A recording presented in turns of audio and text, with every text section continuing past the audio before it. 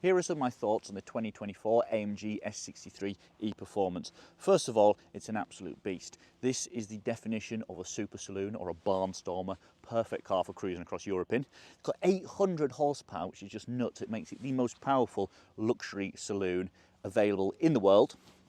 You might think, why on earth would you want all that power in a big barge? But don't forget, the car that put AMG on the map, the Red Pig, the SEL that they took to the 24 Hours of Spa, was an S-Class. So AMG have a very strong history in putting huge engines in S-Classes. Right, so let me show you around it. First of all, I think the stance is fantastic. Carbon fibre absolutely everywhere.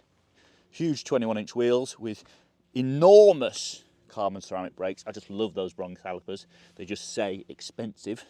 Carbon fibre continues all the way down the side of the car. Mirror caps. Double panoramic roof, one for the back, one for the front. I like that a lot. Round the back, looks a little bit more like the standard S-Class at the back in truth, but it does have that lovely nice diffuser. And these, I love these anodized black exhaust tips. I think the design of them is great. A lot of people complain about fake exhaust tips. If you do look inside, you'll see the real exhaust is in there, and it is fairly hefty. However, there's an important reason that AMG and many other manufacturers put these fake exhaust tips on.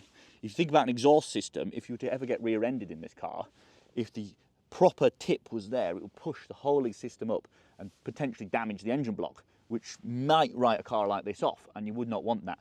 So for your sake and insurance sake, Mercedes and other manufacturers put these fake tips there to mean it's a lot easier to repair in the event of an accident.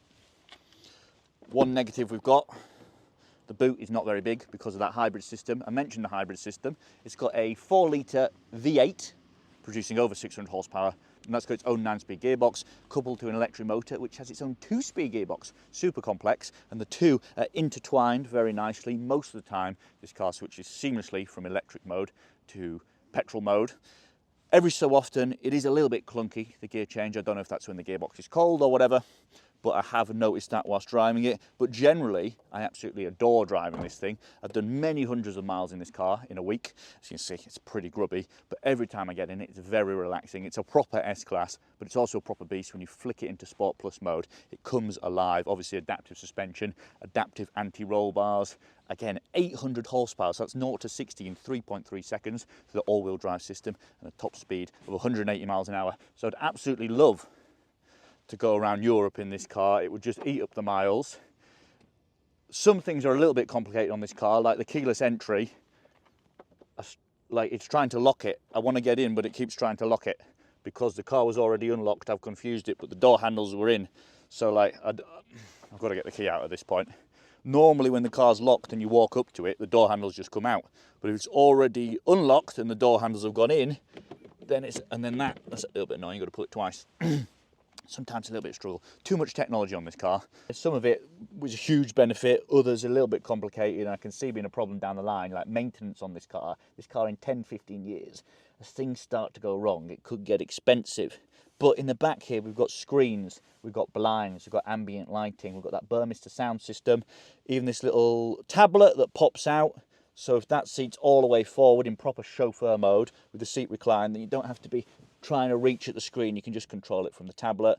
These cushions are just so comfortable. I could spend a lot of time here. I could imagine on a big road trip, this car would be perfect.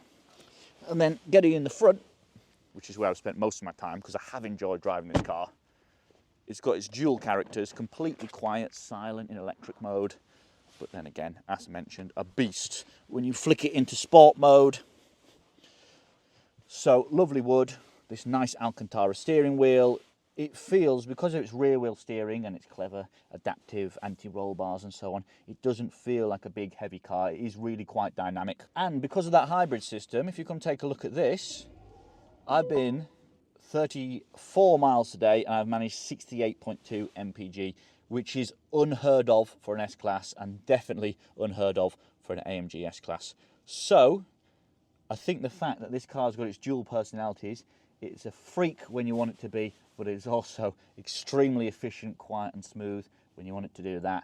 Makes this car really quite appealing. So you think appealing, do I want one? This car costs £190,000. I certainly do not have that kind of money to spend on an S-Class. Given that S-Classes are known, especially AMG ones, for depreciating, this car might be a steal in a few years, but I'm certainly not the one that's brave enough to fork out 190 on this car although it is worth it. It is a state-of-the-art, top of the range, probably the best super saloon in the world, in my opinion.